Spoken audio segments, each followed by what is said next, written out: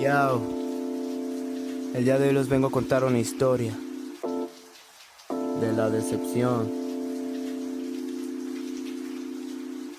por hacer cosas que no debes de hacer. La decepción de un padre y de una madre. Yo, el Don Brands.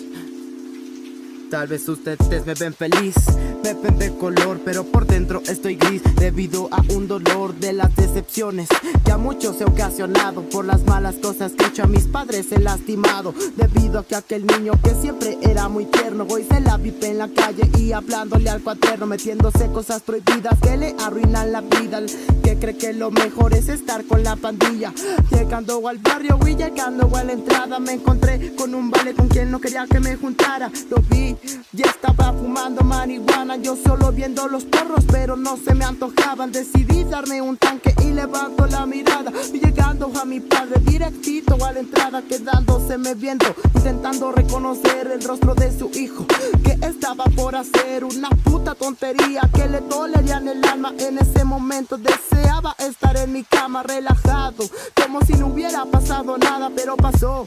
Se dio la vuelta en la cuadra, desde la calle gritando que fuera a la camioneta. En ese momento en mi mente había una tormenta que me estaba atormentando, en que iba a salir mal. La cara de decepción de mi padre me empezó a lastimar. Metiéndonos a la unidad estábamos discutiendo, él mentándome la madre y yo solo lo estaba oyendo. Después de tantos minutos de andarnos gritando, en un segundo de silencio vi que él estaba llorando, reflexionando, pensando en lo pendejo que fui al haber actuado de esa manera, y empecé a llorar. No me podía perdonar ver que de sus ojos gotas empezó a derramar.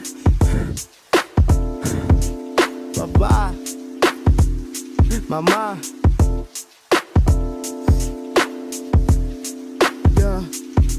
les pido una disculpa por si los decepcioné. Le pasó a mi mamá y a mi padre también, ver cómo su hijo se empieza a destruir con pensamientos pendejos que él quiere seguir. Y le doy gracias a Dios por darme la oportunidad de que en adelante mi pensamiento lo empiece a cambiar. Una disculpa, acá inicia el punto. Los amo papá y mamá, aunque ya no estén juntos.